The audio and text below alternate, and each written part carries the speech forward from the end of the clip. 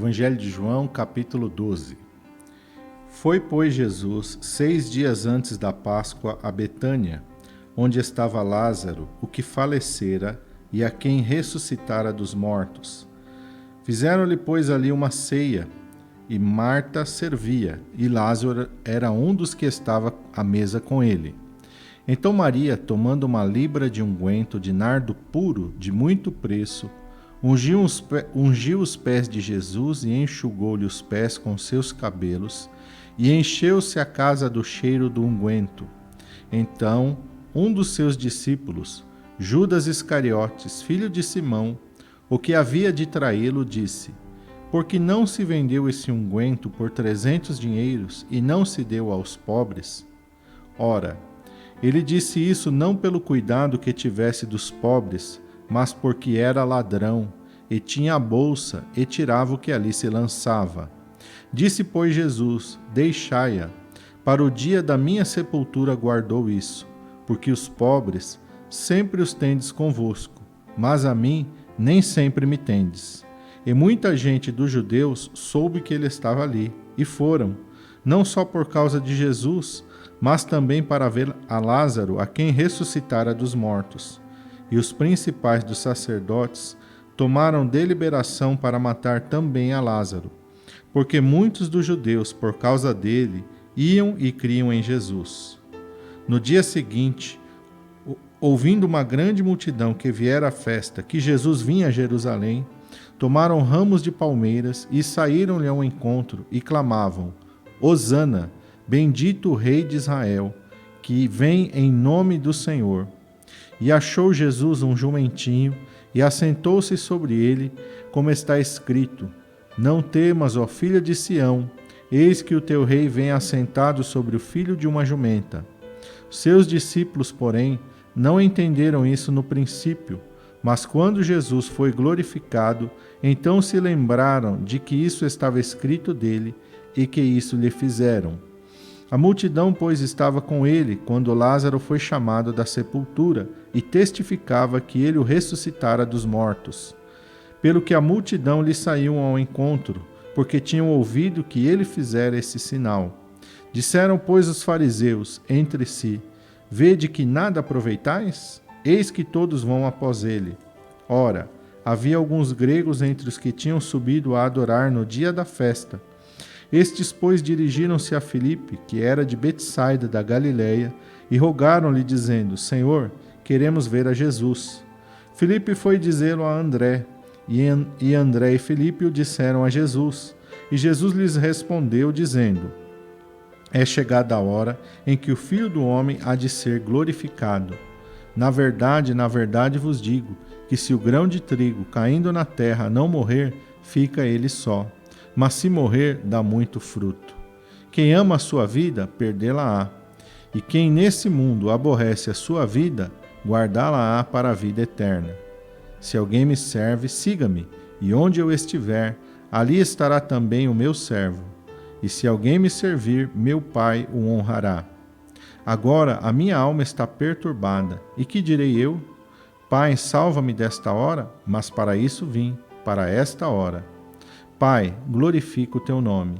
Então veio uma voz do céu que dizia: Já o tenho glorificado, e outra vez o glorificarei. Ora, a multidão que ali estava e que a tinha ouvido dizia que havia sido um trovão. Outros diziam: Um anjo lhe falou. Respondeu Jesus e disse: Não veio essa voz por amor de mim, mas por amor de vós. Agora é o juízo deste mundo. Agora será expulso o príncipe deste mundo. E eu, quando for levantado da terra, todos atrairei a mim. E dizia isso significando de que morte havia de morrer. Respondeu-lhe a multidão: Nós temos ouvido da lei que o Cristo permanece para sempre. E como dizes tu que convém que o Filho do Homem seja levantado? Quem é esse Filho do Homem? Disse-lhes, pois, Jesus: A luz ainda está convosco por um pouco de tempo. Andai enquanto tendes luz, para que as trevas vos não apanhem, pois quem anda nas trevas não sabe para onde vai. Enquanto tendes luz, crede na luz, para que sejais filhos da luz. Essas coisas disse Jesus, e retirando-se, escondeu-se deles. E ainda que tivesse feito tantos sinais diante deles, não criam nele, para que se cumprisse a palavra do profeta Isaías, que diz: Senhor, quem creu na nossa pregação? E a quem foi revelado o braço do Senhor? Por isso não podiam crer, pelo que Isaías disse outra vez: cegou-lhes os olhos e endureceu-se-lhes o coração, a fim de que não vejam com os olhos e compreendam no coração e se convertam e eu os cure. Isaías disse isso quando viu a sua glória e falou dele. Apesar de tudo, até muitos dos principais creram nele, mas não o confessavam por causa dos fariseus, para não serem expulsos da sinagoga, pois amavam mais a glória dos homens do que a glória de Deus. E Jesus clamou e disse: quem crê em mim, crê não em mim, mas naquele que me enviou. E quem me vê a mim, vê aquele que me enviou. Eu sou a luz que vim ao mundo, para que todo aquele que crê em mim não permaneça nas trevas. E se alguém ouvir as minhas palavras e não crer, eu não o julgo, porque eu não vim para julgar o mundo, mas para salvar o mundo. Quem me rejeitar a mim e não receber as minhas palavras, já tem quem o julgue. A palavra que tenho pregado, essa o há de julgar no último dia. Porque eu não tenho falado de mim mesmo, mas o Pai que me enviou, ele me deu um mandamento sobre o que eu hei de dizer e sobre o que eu hei de falar. E sei que o seu mandamento é a vida eterna. Portanto, o que eu falo, falo como o Pai me tem dito. O capítulo 12 aqui vai mostrar Maria ungindo ao Senhor Jesus Cristo, né, nessa ceia que é preparada para Jesus ali. Então ela derrama aquele perfume de um valor que era mais ou menos como se fosse o salário de um trabalhador durante um ano, um alto preço. E ela vem e derrama ali sobre o Senhor Jesus. Então Judas ali fala: nossa, que desperdício, por que ela fez isso? Por que esse perfume caro não foi vendido? O dinheiro teria sido dado aos pobres. E a própria palavra de Deus ali, né, já desmascara ele. Ele não estava preocupado com os pobres, não. A palavra de Deus diz que ainda que ele andasse com Jesus, ainda que ele estivesse ali comendo com Jesus, andando com Jesus, próximo de Jesus, sendo um dos 12, ele era ladrão. E tudo que as pessoas doavam ali para o sustento do ministério do Senhor Jesus, ele roubava. Que coisa, né? Andou com Jesus, comeu com Jesus, aprendeu de Jesus, mas não colocou em prática na vida. Assim, nos nossos dias, a mesma coisa. Quantas pessoas que têm o nome de Deus, que falam em nome de Deus, mas que também são ladrões, que usam da fé para tirar proveito das outras pessoas, para benefício próprio, para se enriquecerem, fazem negócio com as coisas de Deus. Que triste isso, né? E a gente sabe o fim terrível que ele teve ali. A ganância engoliu a vida de Judas e ele se perdeu. Que coisa triste, isso é uma lição para nós. E Jesus então repreende e fala: não, o que ela fez aqui, ela está fazendo, preparando para a minha morte. Ninguém incomode ela, deixa ela. E Jesus depois vai ali até Jerusalém, e nesse processo dele entrar em Jerusalém, ele está cumprindo uma profecia dita a respeito dele. Ele vem e as pessoas começam a saudar ele: Hosana, bendito que vem em nome do Senhor, Hosana nas alturas, Hosana ao rei de Israel.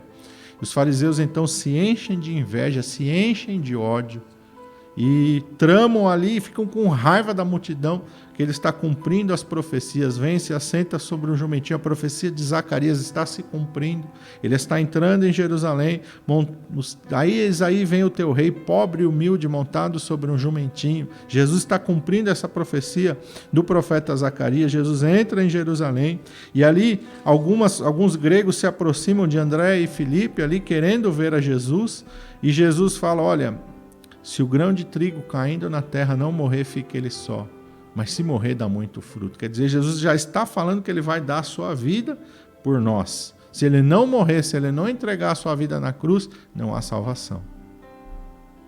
Tanto que depois, lá no Getsêmani, ele vai dizer: Pai, se possível, passa de mim esse cálice, todavia não seja feita a minha, mas a tua vontade. E nós sabemos que Jesus vai à cruz, que Jesus entrega a sua vida, porque não existe outro caminho. O único caminho para o céu, o único caminho para a salvação é através da cruz de Cristo Jesus. E aí ele fala, quem me ama vai entregar a sua vida também. Mas quem amar a sua vida mais do que a mim não é digno de mim. Então nós entendemos que o Evangelho significa nós dizermos não para a nossa carne, para as nossas vontades, para as nossas paixões, para os nossos desejos carnais. A nossa carne gosta das coisas mundanas. A nossa carne gosta de fazer aquilo que é contrário à palavra de Deus, porque ela está contaminada pelo pecado. Por isso a palavra de Deus diz que carne e sangue não herdam o reino dos céus. Por isso é necessário nós termos um novo corpo, um corpo glorificado, um corpo incorruptível, um corpo de glória, porque esse corpo aqui está contaminado pelo pecado. Todo o desejo da nossa carne é somente para o pecado, é somente para as coisas que são contrárias à palavra de Deus. Mas se eu viver para satisfazer as minhas vontades, Jesus disse que eu não posso herdar o reino dos céus. Eu tenho que dizer não para mim mesmo e sujeitar a minha vida aos ensinamentos da palavra de Deus. Isso que eu estou fazendo significa que eu estou morrendo para o mundo e estou vivendo uma nova vida para Deus. Por isso que tem ali o batismo, né? O batismo significa, é um ato simbólico que nós estamos sendo sepultados para a nossa velha vida e quando nós saímos da água, nós saímos para viver em novidade de vida. É isso que significa o batismo, né? Então, nós temos que, assim como o nosso mestre, assim como Jesus não veio para satisfazer a vontade dele, ele não veio para fazer o que ele queria, ele veio para cumprir a vontade do Pai. Assim também aquele que crê em Jesus tem que viver para satisfazer a vontade de Deus. E muitas pessoas aqui não criam no Senhor Jesus Cristo, porque amavam mais a glória desse mundo. Assim acontece nos nossos dias. Quantas pessoas não querem compromisso nenhum com Jesus, porque querem viver só para si mesmos, só para satisfazer as suas vontades. Pensam que é possível satisfazer a si e satisfazer a Deus. É impossível. Jesus disse, ninguém pode servir a dois senhores. Ou você serve a você e a sua carne, aos seus desejos, ou você serve a Deus. É incompatível você viver para você mesmo e você viver para Deus. Não dá. Você tem que fazer uma escolha. Ou você vive para agradar a Deus, ou você vive para agradar a si mesmo.